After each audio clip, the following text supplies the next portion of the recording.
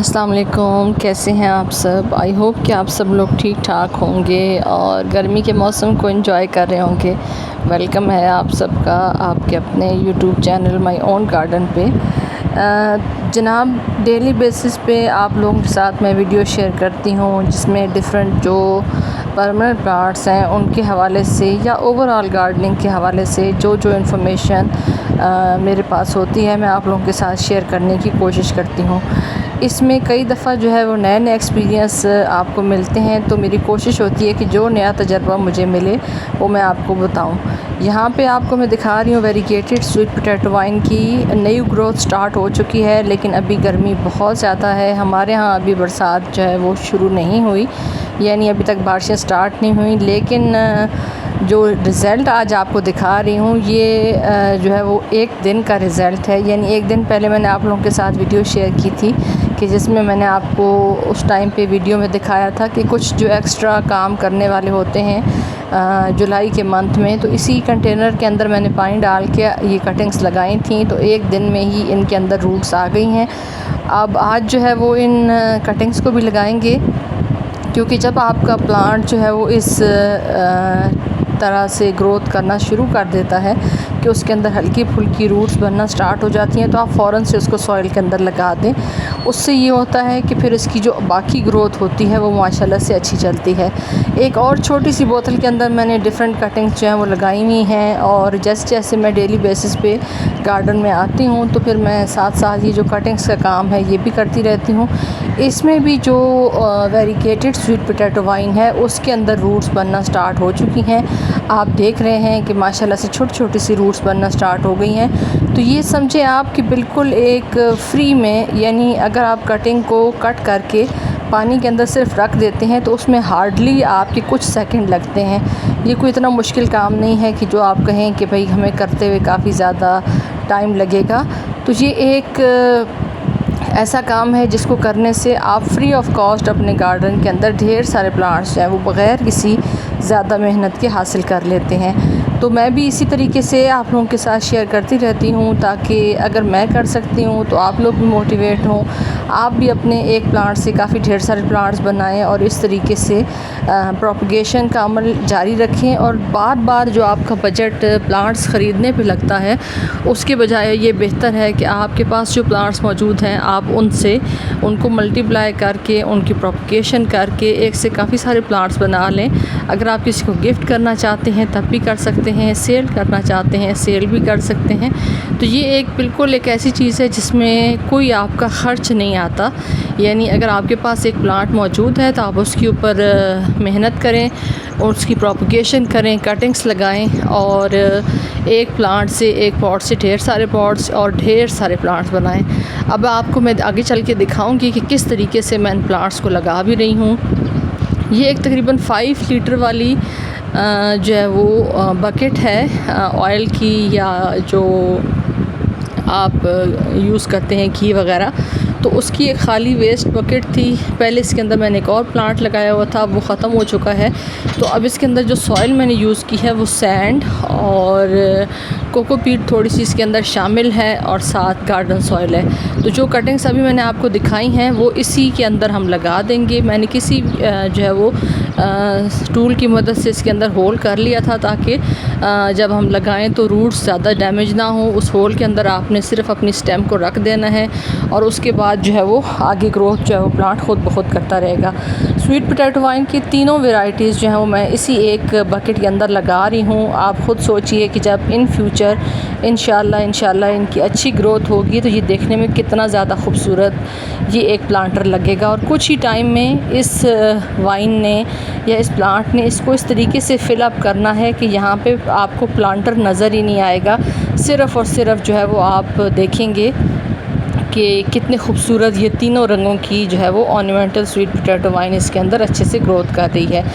पानी मैंने पहले से दे दिया था। मैं हमेशा से आपको कहती हूँ कि मट्टी को ठंडा करने के बाद उसके अंदर आप प्लांट या कटिंग लगाएं। अगर मट्टी जो है वो गर्म होगी तो आपका जो प्लांट है वो अच्छे से नहीं चल पाएगा। मिट्टी की हीट की वजह से कटिंग के गलने का या प्लांट के ख़राब होने का चांस जो है वो बढ़ जाता है। जब आप एक दफ़ा भर के पानी देते हैं तो फिर उसमें ये होता है कि मिट्टी ठंडी हो जाती है, टेम्परेचर नॉर्मल हो जाता है। फिर आप कटिंग लगाएं या रूटेड प्लांट रीपॉट करें तो फिर प्लांट को कोई भी स्ट्रेस वगैरह नहीं मिलता, क्योंकि अभी इन दिनों में हाई टेम्परेचर है। तो इन 2-3 चीज़ों का अगर आप ख्याल रखेंगे तो आपको कभी भी नाकामी जो है वो उसका सामना नहीं करना पड़ेगा। तो ये काफ़ी सारी कटिंग्स थी और माशाल्लाह से बहुत ज़बरदस्त एक ही दिन में इसके अंदर रूट्स बनना स्टार्ट हो गई हैं। तो आप भी इसी तरीके से उन प्लांट्स को अपने गार्डन के अंदर ऐड करें कि जिस पे आपको कम मेहनत करनी पड़े, लेकिन उनकी खूबसूरती जो है वो आपके गार्डन को 4 चाँद लगा दे। तो अभी मैंने पहले इसको पानी दिया है, एक दफ़ा फिर मैं इसको ऊपर से पानी दूंगी ताकि जो मिट्टी वगैरह सेट होनी है वो अच्छे से हो जाए। और उसके बाद इसको रखना है शेडी प्लेस पे, क्योंकि अभी बहुत ज़्यादा गर्मी है। और मैंने आप लोगों के साथ शेयर किया है कि हमारे यहाँ अभी जो है वो बरसात की जो बारिशें हैं वो अभी स्टार्ट नहीं हुई, सख्त गर्मी का मौसम है। तो उसके लिए बेहतर ये है कि प्लांट कोई सा भी लगाएँ या रीपॉट करें, उसको फ़ौरन से लगाने के बाद शेडी प्लेस पे रखें ताकि जो आपका प्लांट है वो रीपॉटिंग का या जो उसको ट्रांसफ़र करने का शौक़ है उससे निकल आए। अब हम आते हैं अपने टॉपिक की तरफ। टॉपिक जो है वो मुझे कमेंट्स आए हुए थे, मैंने यहाँ पे उनको पिन भी किया है, आप देख लें कि बेबी सनरोज़ हमारा नहीं चलता या ख़राब हो रहा है तो हम क्या करें। तो मैंने उनको कमेंट तो कर दिया था, लेकिन मैंने उनसे कहा था कि मैं बहुत जल्दी इसके ऊपर वीडियो भी शेयर करूँगी ताकि आप लोग भी अगर इस प्रॉब्लम से गुज़र रहे हैं और आपकी जो बेबी सनरोज़ हैं उसकी ग्रोथ भी अच्छे से नहीं हो रही, तो किन बेसिक चीज़ों का ख्याल रख के आप अपने गार्डन के अंदर बेबी सनरोज़ की जो अच्छी केयर है वो पा सकते हैं। फ्रेंड्स, ये ज़रूरी नहीं है कि अगर मैं बहुत ज़्यादा एक्सपर्ट हूँ गार्डनिंग के हवाले से तो मैं ये प्रॉब्लम फ़ेस नहीं कर रही। ये प्रॉब्लम मैंने भी फ़ेस किया है और इस दफ़ा काफ़ी सारी मेरी जो गार्डनिंग से रिलेटेड फ्रेंड्स हैं उन्होंने ये प्रॉब्लम फ़ेस किया है कि अक्सर जो गार्डनर्स हैं उनके हाथ से तो तकरीबन सफ़ाया हो गया है बेबी सनरोज़ का, यानी वो बचा ही नहीं है इतनी ज़्यादा सख्त गर्मी की वजह से। वैसे तो बहुत ज़्यादा हार्डी प्लांट समझा जाता है बेबी सनरोज़, और कुछ जो इजी टू ग्रो प्लांट्स होते हैं उसके अंदर इसका शुमार होता है, लेकिन टेम्परेचर हाई एक ऐसा फैक्टर है कि जिसको आप नज़रअंदाज नहीं कर सकते। आप ये मेरा एक प्लांटर देख रहे हैं, ये एक वेस्ट क्रेट है जिसके अंदर मैंने अपना बेबी सनरोज़ लगाया हुआ है और अच्छी ग्रोथ चल रही है। अभी ये थोड़ा सा आपको इसके लीफ लटकते हुए नज़र आ रहे हैं क्योंकि अभी अभी मैंने इसको पानी दिया है। पहले ये है इसके अंदर जो सॉइल थी वो अच्छे से ड्राई हो चुकी थी। दूसरा, इसको आपने रखना है शेड के अंदर या फिर ग्रीन नेट के नीचे। मेरा ये जो प्लांटर है ये ग्रीन नेट के नीचे पड़ा हुआ है, और क्योंकि मेरा ओपन टेरेस है तो इसलिए मेरे पास शेड वगैरह उस तरह से नहीं है, तो फिर मुझे जो ग्रीन नेट है उसका इस्तेमाल करना पड़ता है। अगर आपके यहाँ शेड वगैरह हो जाता है तो फिर आप ये कर सकते हैं कि शेडी प्लेस पे इसको रखें और धूप से इसको बचाएं, क्योंकि बहुत ज़्यादा सिवियर गर्मी है। इतनी सख्त धूप के अंदर अगर आप बेबी सनरोज़ को रखेंगे, बेशक वो हार्डी प्लांट हो, बहुत सख्त जान प्लांट हो, लेकिन एक हद तक वो इसको टॉलरेट करेगा। उसके बाद उसकी जो कंडीशन है वो ख़राब होनी शुरू हो जाएगी। और आम तौर पे जो बेबी सनरोज़ है वो मेन जो इसकी स्टेम होती है वहाँ से ये बैक की तरफ जो है वो इसका जो ड्राई होना है वो स्टार्ट कर देता है, और उसमें ये है कि काफ़ी ज़्यादा टाइम के बाद फिर आपको पता चलता है कि आपका प्लांट तो ख़राब हो गया है। मैं डेली बेसिस पे आप लोगों के साथ कटिंग्स लगाने का क्यों कहती हूँ, वो इसीलिए कहती हूँ ताकि आपके पास बैकअप में काफ़ी सारी प्लांट्स जो हैं वो रहें। अगर आप देखते हैं कि आप कटिंग्स वगैरह नहीं लगाते और आपके पूरे गार्डन के अंदर जैसे एक ही प्लांटर आपने उसका रेडी किया हुआ है, तो फिर आप कैसे ये कह सकते हैं कि आपके पास वो प्लांट जो है वो सर्वाइव करेगा। क्योंकि बैकअप में जब तक आप प्लांट्स नहीं रखते, मौसम एक बेसिक फैक्टर है। मौसम अगर बहुत ज़्यादा गर्म है और आपने एक ही प्लांटर के अंदर ये सारे प्लांट्स लगा रखे हैं, तो जब वो ख़राब होगा तो वो एकदम से ख़त्म हो जाएगा।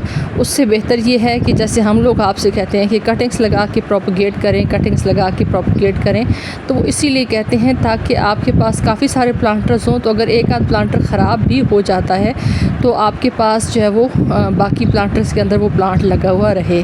जैसे मेरे पास भी इस दफ़ा बेबी सनरोज़ काफ़ी ज़्यादा ख़राब हुआ है, क्योंकि मौसम जो है वो तकरीबन सब तरफ ही बहुत ज़्यादा गर्म है। तो ये कुछ ही दिन पहले, तकरीबन 3 से 4 दिन पहले मैंने ये कटिंग्स लगाई थी।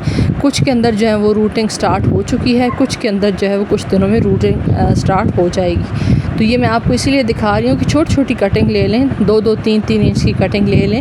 लेकिन ये है कि प्लांट्स की प्रोपगेशन लाजमी करें। जितनी ज़्यादा आप कटिंग से मज़ीद पॉट्स बनाएंगे, उस तरह से आप समझें कि आप बैकअप में अपने लिए मज़ीद प्लांट्स रख रहे हैं, ताकि आपके प्लांट्स अगर एक आध पॉट ख़राब भी हो जाए तो बाकी बैकअप में रहे। वीडियो अगर आपको अच्छी लगे हो तो वीडियो को लाइक कर दें। Thanks for watching.